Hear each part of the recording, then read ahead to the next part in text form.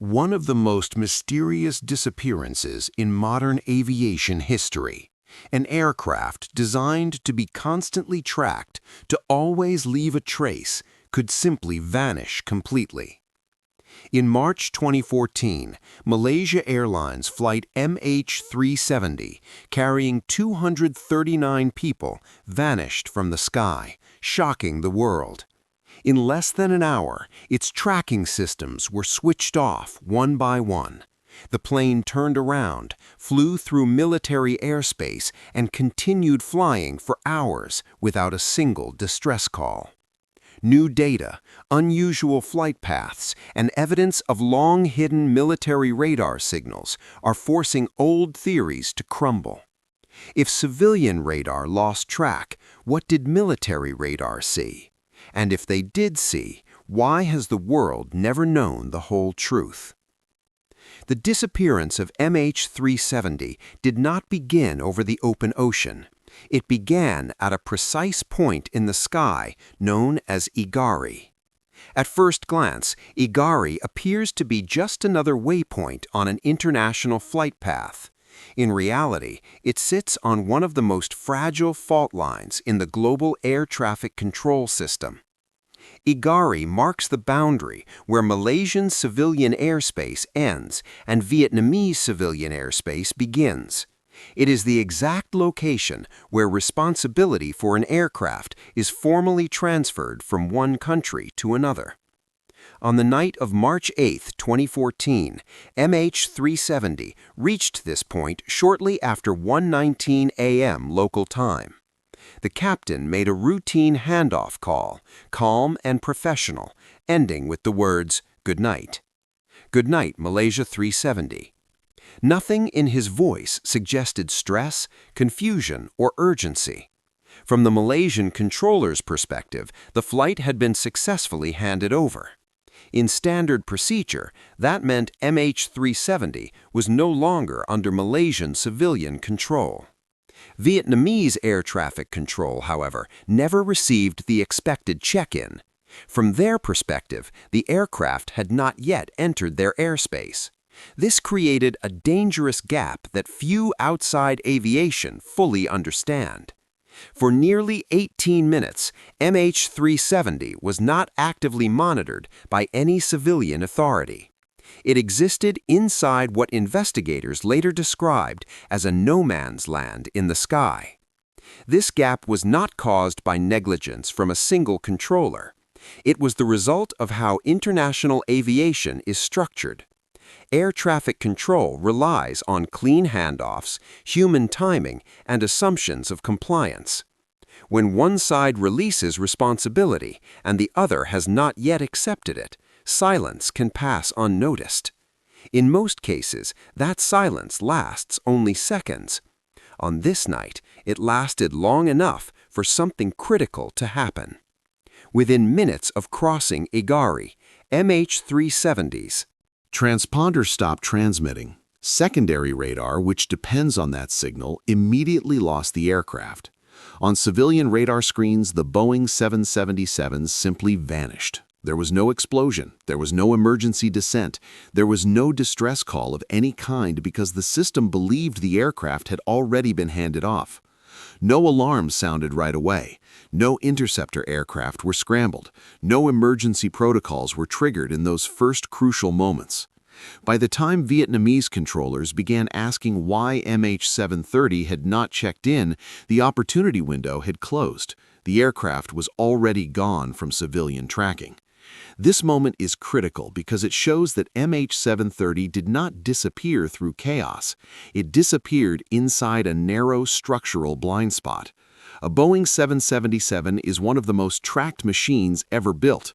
It broadcasts identity, altitude, speed, and position. It sends automated maintenance data back to its airline. It is designed to be almost impossible to lose.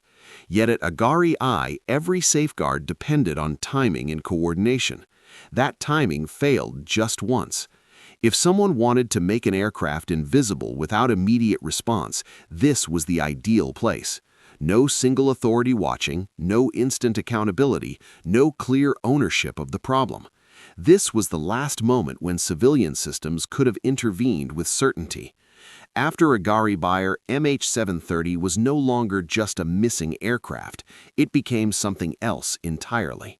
If civilian control had lost sight of the plane, then one question became unavoidable. Who, if anyone, was still watching MH370 as it turned away from its planned route and disappeared into the night?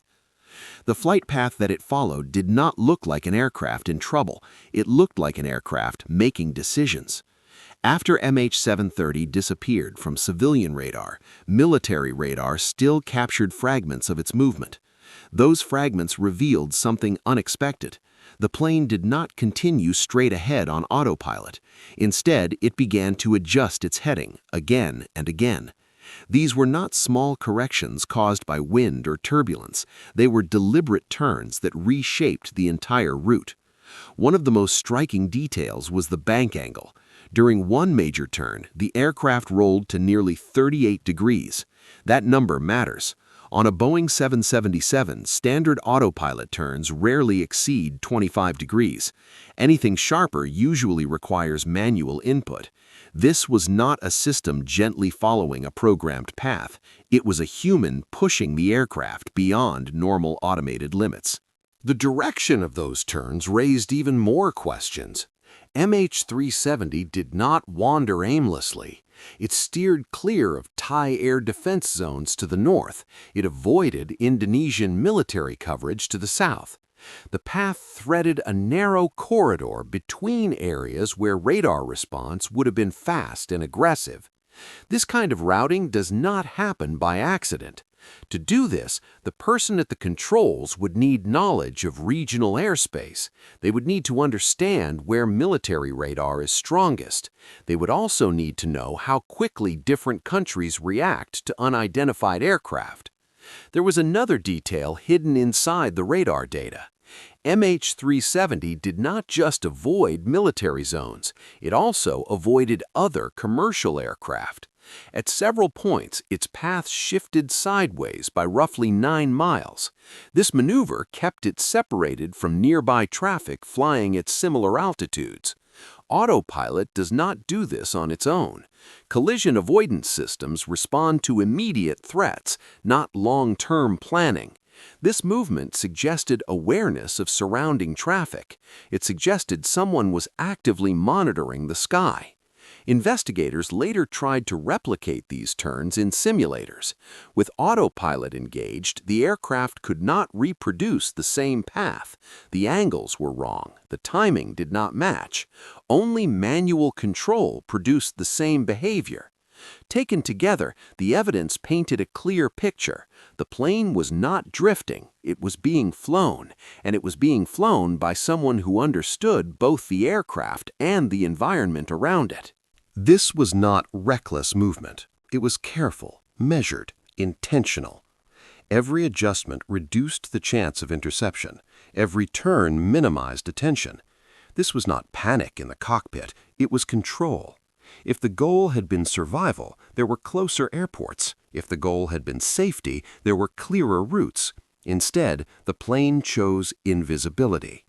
That choice tells us something important. Whoever was guiding MH370 knew that the greatest threat was being seen, and they shaped the flight path to avoid that at all costs. By now, the mystery had shifted again. The plane was not just missing, it was actively hiding. If MH370 was being flown with this level of precision, then the next question becomes unavoidable. Who had the skill, the access, and the motive to guide a commercial airliner through one of the most tightly watched regions of the world without triggering a response? The disappearance of MH370 was not the result of a single switch being flipped. It was the outcome of a precise sequence that slowly removed the aircraft from every modern tracking system. The first system to go silent was the transponder. This device is what allows civilian radar to identify an aircraft, show its altitude, and display its speed on air traffic control screens. When MH370's transponder stopped transmitting, it did not fail randomly. Investigators confirmed that the unit was likely switched off manually from inside the cockpit. In normal operations, there is no reason for a crew to disable a transponder in flight. Doing so immediately removes the aircraft from secondary radar used by civilian controllers. Minutes later, another system went dark.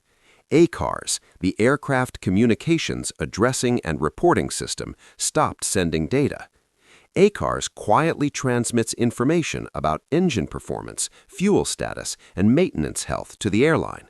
It does not depend on voice communication and does not stop unless it is deliberately disabled or loses power. The timing matters.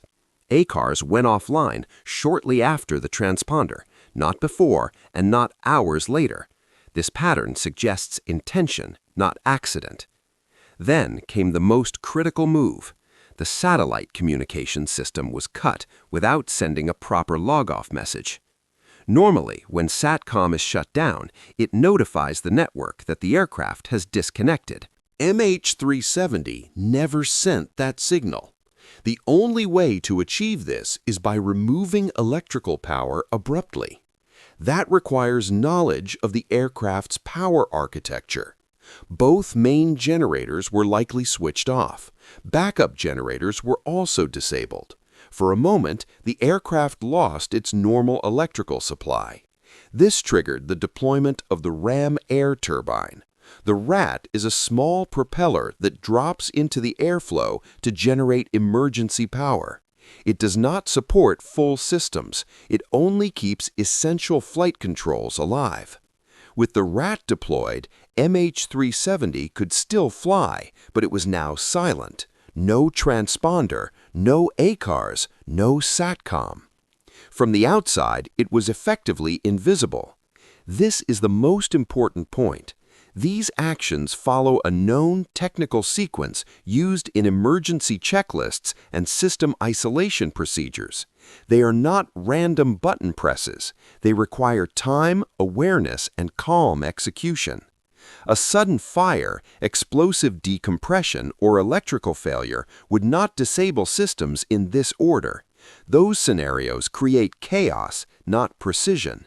Here, systems were shut down layer by layer, each removing a different form of detection. By the time the final system went dark, MH370 was no longer visible to civilian aviation networks anywhere on Earth. Yet the aircraft was still flying. That contradiction is what makes this case unique. A modern jet designed to be tracked at all times became a ghost through deliberate action. The question is no longer whether MH370 failed. The real question is, who knew exactly how to make it disappear? And once it vanished from civilian systems, only one type of radar could still see it: military radar. When MH370 vanished from civilian radar, it did not vanish from the sky. Military radar systems continued to see the aircraft for hours after its last civilian contact. This fact alone changes the entire story. Civilian radar depends on cooperation from the aircraft, but military radar does not. Primary military radar detects raw objects in the air. It does not need a transponder. According to official statements, Malaysian military radar tracked MH370 as it turned west, crossed the Malay Peninsula, flew past Penang, and headed toward the Andaman Sea. This means the aircraft was still under control. It was flying at stable altitude and speed. Yet this information was not released immediately. It took nearly a week before Malaysia publicly acknowledged military tracking. Even then, the data was incomplete. Only brief radar plots were shown without full timelines or raw signal data. No detailed altitude profiles were released, no speed logs were shared, and no explanation was given for why the aircraft was not intercepted. Malaysia later stated that the plane was not considered a threat, but that raises a serious question.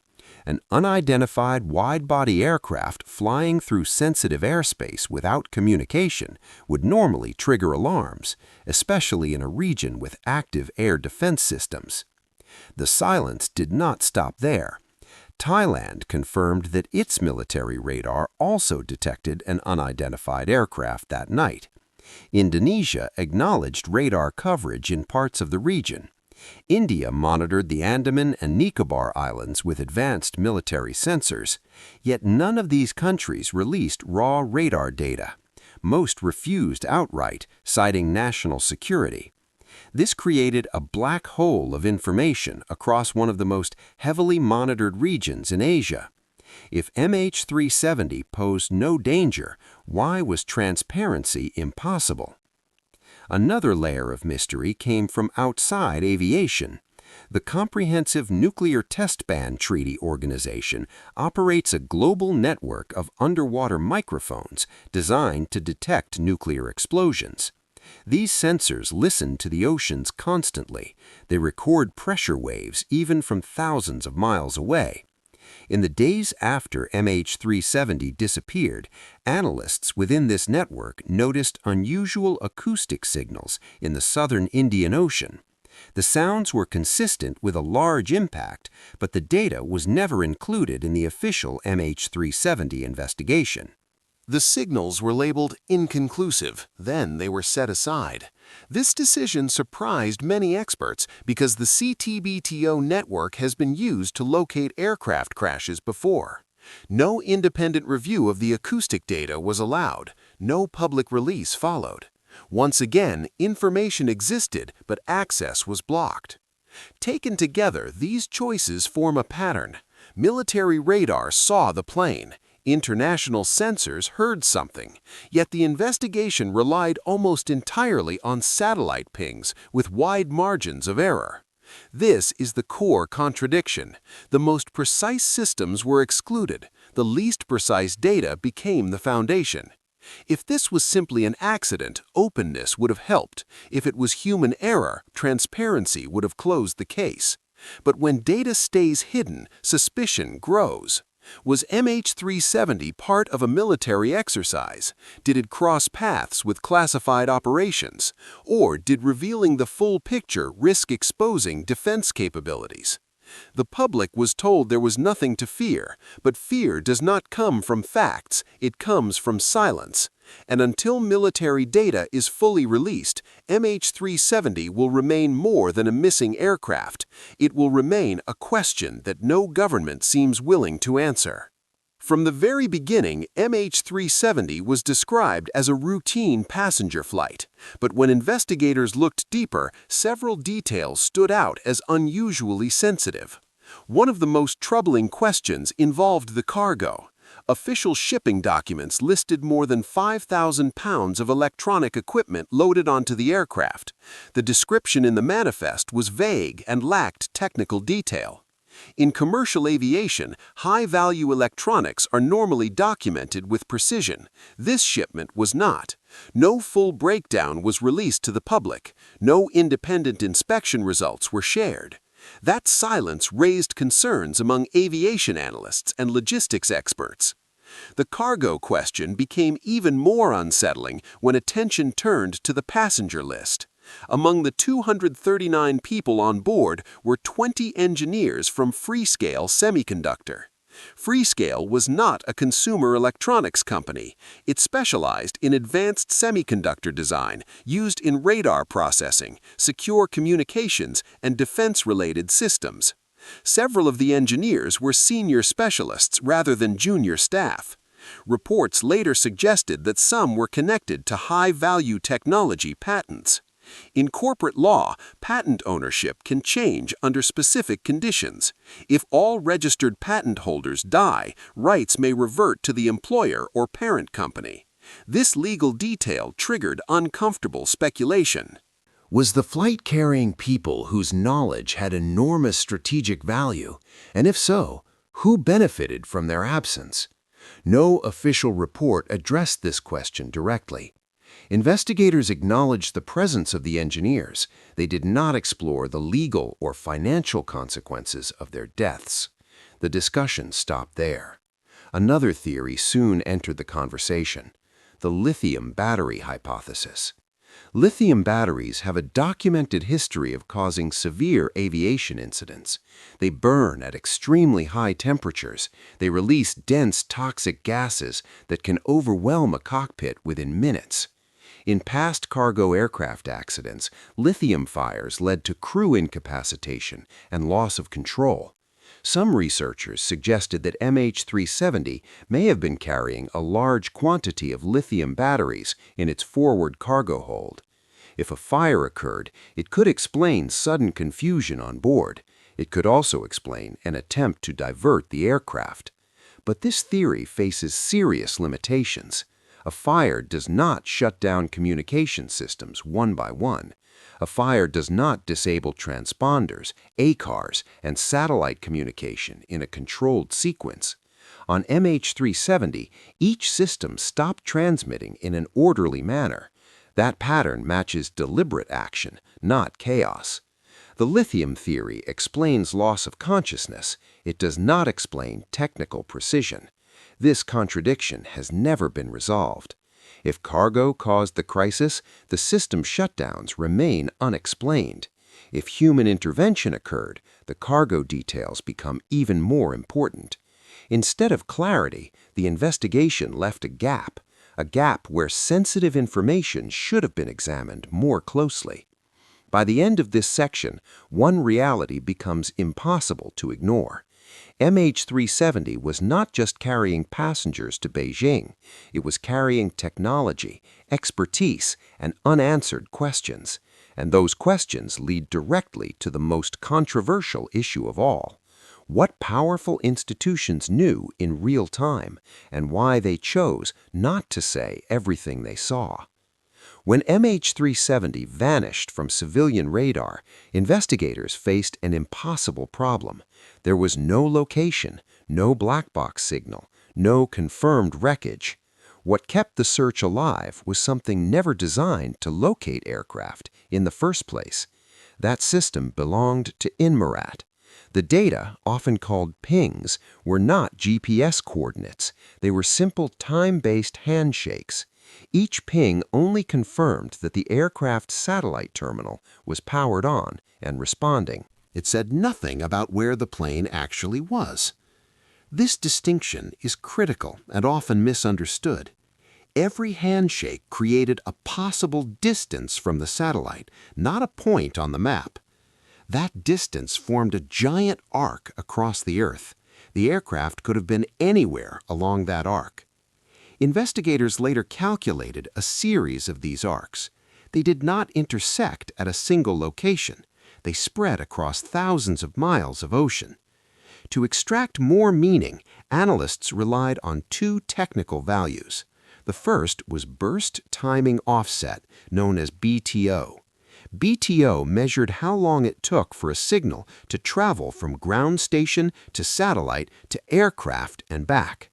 This allowed engineers to estimate how far the aircraft was from the satellite, distance, not direction. The second value was burst frequency offset, or BFO. BFO measured small frequency shifts caused by relative motion. These shifts could suggest whether the aircraft was moving toward or away from the satellite.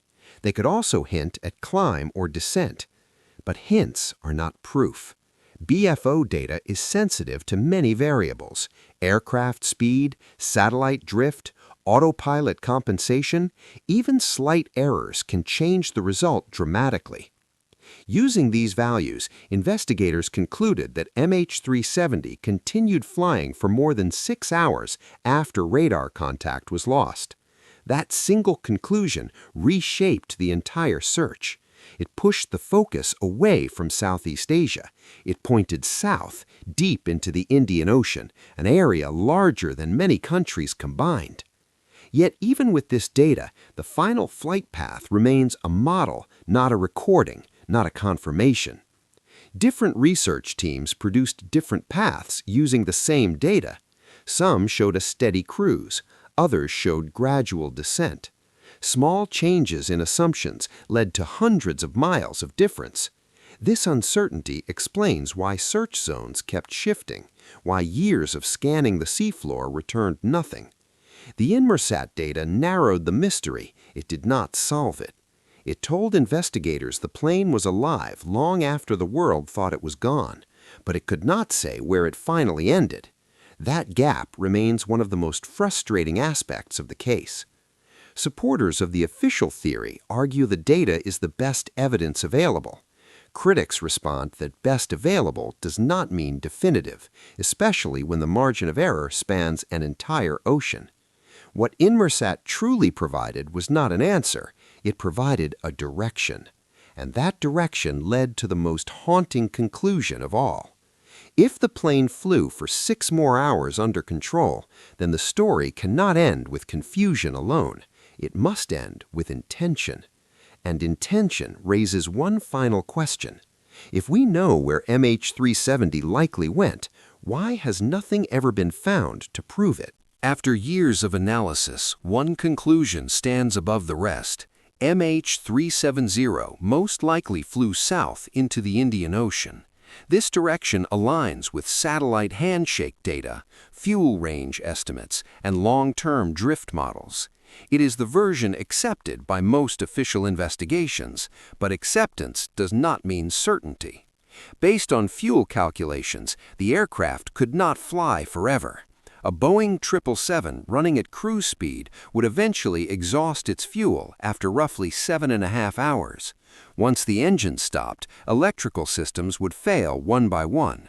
The aircraft would lose powered control. What happened next depends on one critical factor.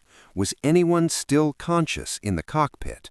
If the plane ran out of fuel at high altitude with no human input, it would descend violently. That kind of impact would likely leave a wide debris field. So far, that field has never been found. Another possibility offers a quieter ending, a controlled ditching on the ocean surface. This scenario suggests the aircraft was guided down carefully, not slammed into the sea. Support for this idea comes from one key piece of debris, the left wing flaperon recovered years later. Damage patterns on that component suggest it was extended at impact. Flaperons are normally extended during landing, not during uncontrolled crashes. The erosion marks indicate prolonged contact with water rather than instant destruction. This does not prove a controlled ditching, but it keeps the theory alive. A smooth water landing would also explain the limited debris. Large sections could have sunk quickly. Smaller pieces could drift for months or years. That fits what was eventually found and what was not. No fuselage, no engines, no cockpit voice recorder, no flight data recorder. Despite the largest underwater search in aviation history, nothing decisive has emerged. Search teams scanned areas larger than many U.S. states combined. Advanced sonar swept miles of seafloor. Autonomous vehicles mapped trenches deeper than 15,000 feet. Still, nothing. This absence is not proof of conspiracy, but it is not proof of closure either. Every major aviation disaster eventually leaves a clear trail. MH370 has not. That is why alternative theories refuse to fade. Some argue the aircraft never reached the ocean. Others believe it was intercepted, diverted, or hidden. A few go even further, suggesting forces beyond human control. There is no evidence to confirm those claims, but there is also no final evidence to silence them. And that is the core of this mystery. The most reasonable explanation explains much, but not all. It accounts for fuel limits. It matches satellite timing. It fits ocean drift science. Yet it fails to answer the simplest questions. Where is the aircraft? Where are the black boxes? Why does no single theory explain every anomaly without contradiction? Until those questions are resolved, MH370 remains suspended between logic and doubt. Not a solved case, not a closed chapter, just the most convincing answer we have so far. And perhaps the most unsettling part is this. If this is the best explanation modern aviation can offer, what does that say about the next aircraft that vanishes without a trace? More than a decade has passed, and the story of MH370 remains unsolved. a rare aviation accident, a hidden military plan, or interference beyond common human comprehension all seem plausible. And that's what makes MH370 so mysterious. 239 people vanished with the plane, leaving a void that science, governments, and history have yet to fill. Did they truly perish, or were they caught up in a military scenario the world has never been allowed to know? Until the final piece of the puzzle is found, MH370 will remain one of the strangest disappearances in human history, a story unfinished, the truth yet to be. Amazing discoveries. Make sure to subscribe and hit the bell icon. Share this video with friends and join the discussion on what these findings could mean. Your thoughts and questions are important, so let's explore incredible mysteries together.